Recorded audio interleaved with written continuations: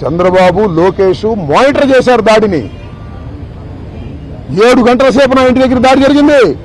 7 hours పోలీసులు ఉన్నారు అక్కడ. ఇంతకన్నా ప్రజాస్వామ్యంలో ఏం కావాలి చెప్పండి, నాకు అర్థం కాల. 5 గంటలకు వచ్చి 12 గంటలకు వెళ్ళారు. తెలుగుదేశం కార్యకర్తలనండి, దుండగులనండి, దుర్మార్గులనండి, గంజాయి బ్యాచ్ అనండి, పోలీసులందరూ అక్కడే ఉన్నారు.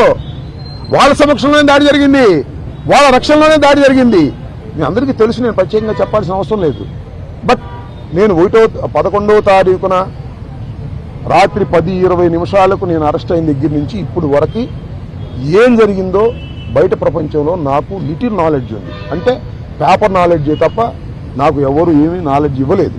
కాబట్టి ఈ నాలెడ్జ్ అంతా తెలుసుకుని రేపు చాలా వివరంగా, చాలా సుదీర్ఘంగా నేను నా ఆవేదన నుండి, నా కోపం అనండి, నా బాధ అనండి, నా ఆర్గ్యుమెంట్ అనండి ప్రజల ముందు పెడతాను.